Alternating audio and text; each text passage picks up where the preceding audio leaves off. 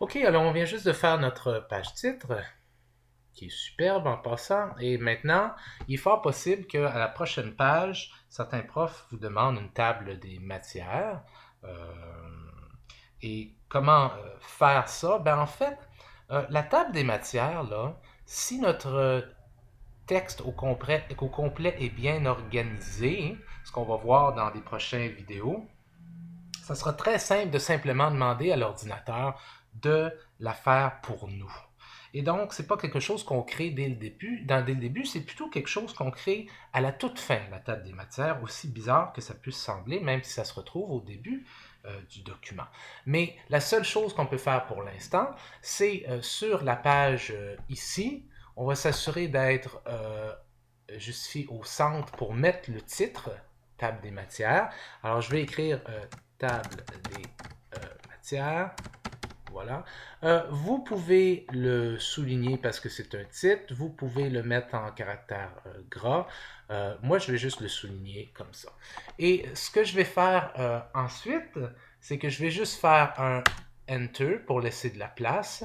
Et ensuite, je vais faire un insérer saut de page. Et je vais passer à la prochaine page. Pourquoi je viens juste de faire ça? C'est parce que je viens juste de créer de l'espace ici pour éventuellement demander à l'ordi de mettre une table des matières ici. Mais cette table des matières-là, je vais simplement lui la demander une fois que j'aurai écrit mon texte au complet, à la toute fin. Puisque la manière dont je vais organiser mes paragraphes et mes titres et mes sous-titres et ainsi de suite va être telle que je vais simplement pouvoir demander à l'ordinateur d'utiliser tout ce que j'ai écrit pour faire une table des matières au lieu de la faire moi-même, ce qui est un paquet de troubles. Alors, pour la table des matières, on va laisser ça comme ça.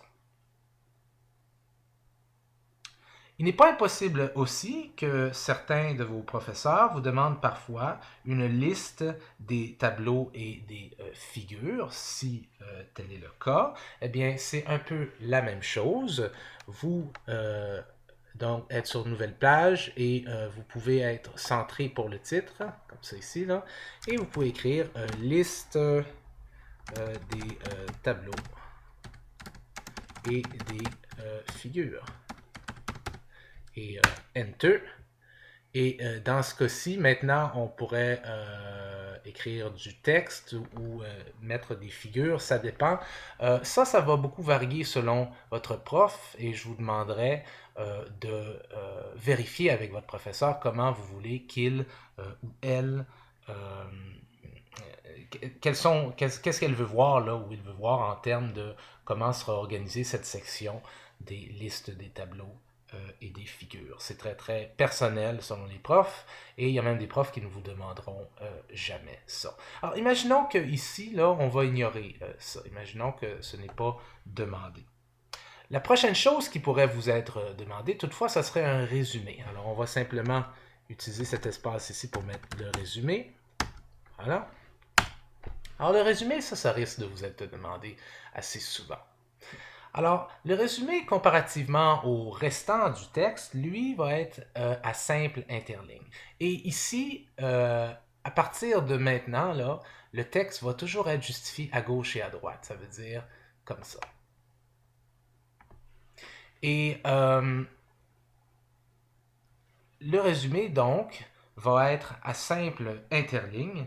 Et en gros, ce que le résumé doit contenir, c'est simplement le but de la recherche, les hypothèses, l'essentiel un peu du travail en quelques lignes, les résultats et une genre de conclusion partielle, si on veut. Donc, écoutez, je vais écrire n'importe quoi, là. Je vais écrire simplement des mots qui font pas de sens, là. Tiens, c'est encore souligné. Je vais enlever le fait que c'est souligné. Et je vais simplement écrire un peu n'importe quoi comme ça. Et vous remarquez que c'est justifié à gauche et à droite, ce qui veut dire que ça donne un texte parfaitement rectangulaire qui commence toujours au même endroit et qui finit toujours au même endroit aussi. Alors imaginons que ça, c'est mon résumé. Vous pouvez mettre un espace ici si vous voulez faire ça un peu plus aéré.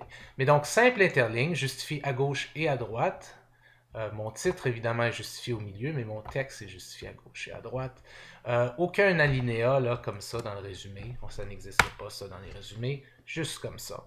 Et vous laissez ça là, comme ça. Et vous passez à la prochaine page. Donc, à la toute fin, vous pouvez faire encore un insert page break pour passer à la prochaine page.